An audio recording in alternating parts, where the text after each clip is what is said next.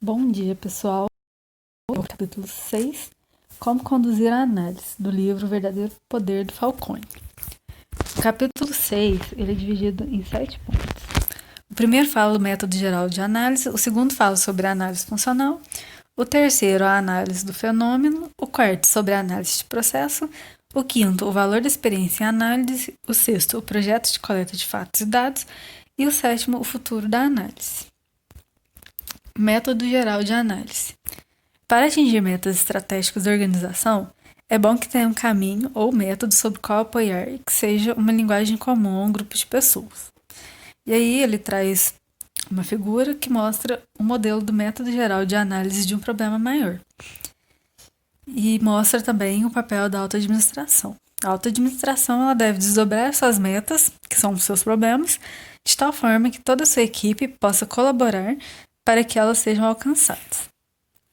No final, as metas desdobradas, que são os problemas menores, deverão ser incorporadas ao gerenciamento da rotina do trabalho do dia a dia de cada um e trabalhados por todos. Portanto, gente, durante esse capítulo 6, eu vou estar discorrendo sobre as etapas do papel da auto-administração, começando pela análise funcional. A análise funcional é a análise das funções do sistema-alvo onde se localiza o problema.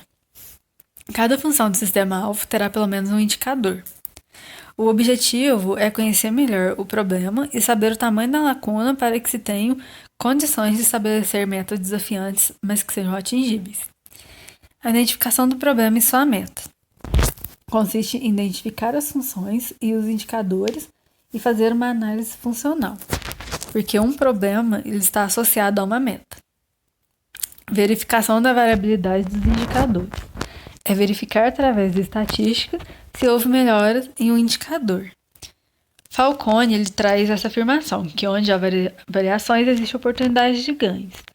E ele dá um exemplo de um problema de baixa rentabilidade de vendas. Que nesse histograma, a gente pode perceber que os vendedores podem não estar tendo um bom desempenho. Eles podem estar dando mais descontos do que deveriam, ou as vendas em certas regiões são pequenas, ou também que certo mix de produtos está com a margem ruim comparados a outros. Há várias hipóteses em cima disso. Comparação de indicadores. Deverá ser feita uma comparação de indicadores semelhantes da própria empresa ou de outras empresas com valores históricos, com valores teóricos mínimos e outros. Isso é chamado de benchmark. Essa comparação ela ajuda a localizar as oportunidades de ganhos e alerta as pessoas da empresa que existe espaço manobra. E aí ele traz esse gráfico mostrando a comparação dos indicadores da margem de EBITDA entre empresas X e outras empresas mundiais. Conhecimento do histórico do problema. Deve-se fazer um gráfico do indicador do problema em função do tempo e saber o seu comportamento. Se ele está piorando, se ele está melhorando, se o problema já foi resolvido, se existem variações quanto às estações de clima do ano. E também é importante levantar as oportunidades de ganho, principalmente financeiros associados à solução do problema. Variação de relação custo-benefício. A maioria dos problemas ou metas estão ligados ao desempenho financeiro. Na análise funcional, o conhecimento do retorno financeiro da solução do problema deve ser continuamente por meio da avaliação do impacto real desta solução no EBITDA da empresa. Na área pública, o desafio da análise é buscar as soluções que sejam eficazes e de baixo custo e ter a capacidade de alocar estes recursos em função das necessidades públicas. A análise do fenômeno tem como principal objetivo conhecer melhor as características do alvo relacionados ao problema e principalmente como dividi-los em problemas menores para mais fácil solução. Neste tipo de análise, deve-se responder como é a estrutura formadora do problema, como se organizam os fluxos e processos formadores do problema. Se esse problema for relativo a custos, e a gente fizer um diagrama de árvore para analisá-los, nós vamos ter um diagrama de árvores de custos. A análise do fenômeno ela consta essencialmente da desagregação de um problema complexo em outros menores. o que permite a divisão do trabalho maior em partes, com condições de melhor gerenciamento, o estabelecimento de prioridades entre os problemas menores, o entendimento da responsabilidade de cada indivíduo a quem foi alocada a solução de cada problema menor. Então, neste tipo de análise, existem dois tipos de conceitos importantes: a estratificação e a priorização. A estratificação tem como objetivo desagregar um problema, e isso pode ser feito de duas maneiras: por análise estrutural, que consiste em analisar as características verticais do alvo relacionadas ao problema, e a análise do fluxo de processo, que analisa as características horizontais do alvo relacionadas ao problema. E não existe uma única forma certa para estratificar um problema. A estratificação da análise estrutural, as características verticais. Elas podem se estratificar tempo, ou seja, dia, noite, inverno ou verão, e etc. Ou local, dentro, fora, na unidade de negócio, no departamento, no estado, uma região, e etc. Por tipo, por exemplo, negócio A, B, C, matéria-prima ABC, cliente ABC, canal de vendas ABC, e etc. Ou por sintoma. Por exemplo, os negócios são rentáveis ou não rentáveis, reclamações por defeito, atraso, turnover de pessoal por salário, relação com supervisão, condições de trabalho, notas fiscais com lucro, notas fiscais com prejuízo, e etc. E aqui ele traz um diagrama da estratificação inicial dos custos de organização. Essa estratificação dividiu o problema maior em 4 problemas de tamanho menor, mas talvez ainda não sejam suficientemente pequenos para que possam ser atacados de forma eficiente. Se os custos não forem conhecidos, deve-se coletar essas informações de tal forma que seja possível priorizar, como mostrado na figura 6.6.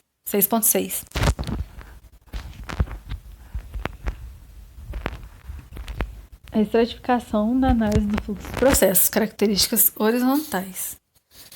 A estratificação pode, em certos casos, ser bem mais obtida pela análise das características horizontais de um problema por meio do entendimento de como se organizam os processos. É importante localizar e dimensionar os estoques de forma a se ter ideia do nível de gerenciamento praticado e dos problemas existentes decorrentes do gerenciamento ineficiente de processos. A figura 6.7 mostra um esquema muito simplificado de uma análise estrutural horizontal. A figura 6.8 mostra um resumo muito simplificado de uma análise horizontal do subsistema de repressão do sistema de segurança de um Estado brasileiro, conduzidos por consultores do Falcone. Nessa figura, observe-se o macrofluxograma do subsistema de repressão, seus estoques e seu gargalo, o subsistema prisional. Sempre que houver estoques, existem deficiências no processo. Quando se faz a análise das características horizontais, lidam-se com processos e isso poderá confundir com a análise de processos. Aqui procura-se conhecer melhor o problema. A fase final da análise de fenômeno consiste em listar os problemas menores prioritários. Para a alta administração, a análise de fenômeno é mais importante do que a análise de processo. Para a alta administração é importante garantir um bom desdobramento de suas metas baseado em análise de fatos e dados e de forma estruturada. Garantir que as pessoas de sua organização dominem os métodos de análise e solicitar a apresentação de análise em que se baseiam os planos de ação apresentados em suas reuniões. Garantir a execução das ações. Investir em uma boa base eletrônica de informações que possa ser utilizada em análise e propicie tempos mais reduzidos de solução de problemas no futuro. E educar algumas pessoas com excelente formação no método de solução de problemas em estatística. Análise de processo. A análise de processo é feita em centenas de problemas menores desdobrados das metas maiores da organização. É um procedimento técnico e pode se desenvolver estatística softwares especializados, computadores, manuseio de bases de dados, modelamento matemático e simulação de sistemas. É feito para cada problema menor decorrente do desdobramento realizado na fase de análise de fenômeno. O objetivo da análise de processo é estabelecer uma relação entre o problema y, variável dependente, e suas causas x e variáveis independentes. Essa relação pode ser estabelecida em vários níveis. Geralmente, a única coisa que se deseja é saber a causa x. Pode-se desejar conhecer mais causas e quanto cada uma influencia o efeito, para que se possa estabelecer prioridades. Caso necessário, é possível saber se existe efeito combinado de uma das causas. Pode-se, eventualmente, obter um modelo matemático do alvo, estabelecendo-se as relações lineares ou estocásticas entre y e xi. Isso permite a otimização e maior domínio do sistema-alvo. Tipos de solução de problemas. A identificação do problema é feita na análise funcional. Especifica do problema menor que se quer resolver. Existem 3 tipos básicos de análise de processo, dependendo do tipo de problema. O problema de dispersão devido a causas comuns. O sistema não cumpre com as funções para as quais foi projetado e precisa ser reajustado.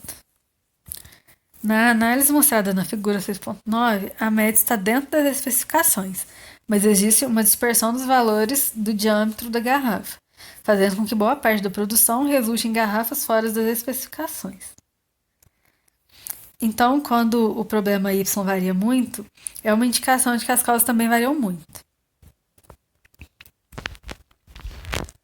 O problema de dispersão devido às causas especiais. O sistema cumpre com as funções para as quais foi projetado, mas esporadicamente existe a perda de função. A figura 6.10 indica o problema que acontece pela presença de causas especiais e que ocorrem esporadicamente e precisam ser evitadas. Nesse caso, o que deve ser feito é identificar essas causas uma a uma e estabelecer mecanismos de tal forma que nunca mais voltem a ocorrer. Problema estabelecido por desvio de valor da média. O sistema cumpre com as funções para as quais foi projetado, mas existe a perda de função por desajuste de setup de um ou mais fatores.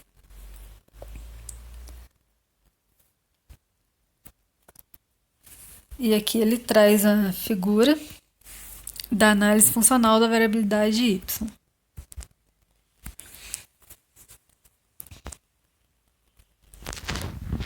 E o método geral de análise de processo.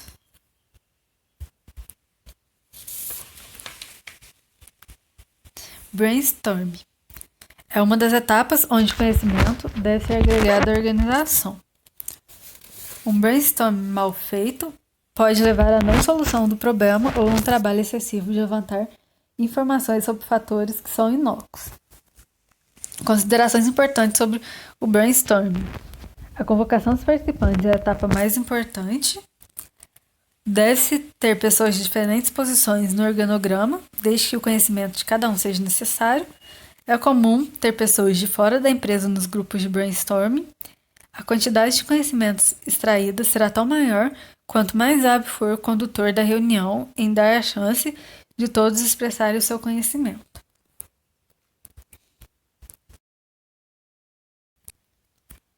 Na figura 6.3, ele traz um modelo de diagrama de Ishikawa, ou diagrama de causa e efeito, e mostra a relação das variáveis.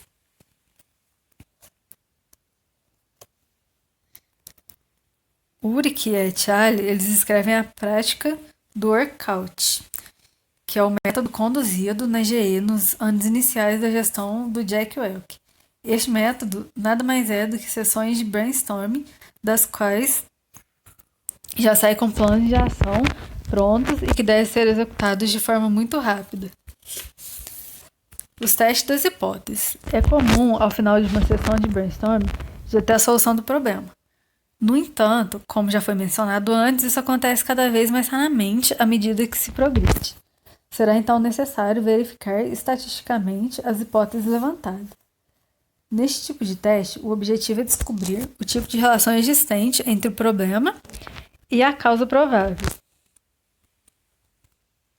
A figura 14 mostra de forma esquematizada e simples uma avaliação de correlação que pode ser feita. Caso haja base de dados suficientes, a análise multivariada pode ser utilizada e o tempo de solução de problemas é muito reduzido. A análise multivariada. Este método é um método para analisar múltiplas relações de causa e efeito dentro de uma grande massa de dados. Este recurso da estatística pode ser usado, por exemplo, para pesquisa de mercado e comportamento no consumo, controle de qualidade e sistemas de qualidade assegurada, otimização e controle de processo planejamento e experimentos. Quando não se dispõe de informações referentes a variáveis em jogo, será necessário conduzir experimentos para levantar essas informações.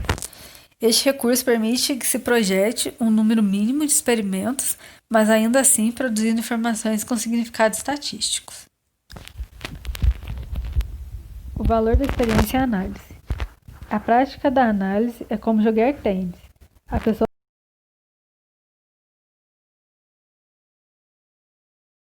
modelos estatísticos. Uma outra coisa que vai ficando clara é que o analista ele tem que ser organizado, trazendo todos os seus gráficos atualizados a cada momento da análise, de forma a saber se existe a necessidade de mais informações ou se já tem o suficiente para as conclusões.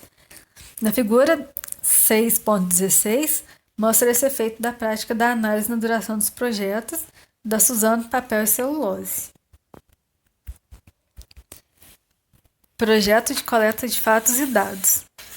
Durante as fases de análise de fenômeno e de análise de processo, são usados modelos como descritos na frente. O processo analítico conduz à busca de mais informações. O processo de análise é interativo entre a busca de informações e a análise por meio de modelos. A cada interpretação de informações por meio desses modelos, um novo projeto de coleta de dados pode ser necessário. O futuro da análise. O futuro da análise é a linha adotada hoje pela Toyota. A adoção de bancos de dados estruturados que possam ser usados para a coleta de dados históricos que permitam a solução rápida da maioria dos problemas da empresa pela utilização da análise multivariada. Quando se pode utilizar tais bancos de dados com recursos da análise multivariada da estatística, a solução de problemas fica quase automatizada. Este tipo de análise praticamente elimina ou simplifica em muito a etapa do brainstorming. É isso.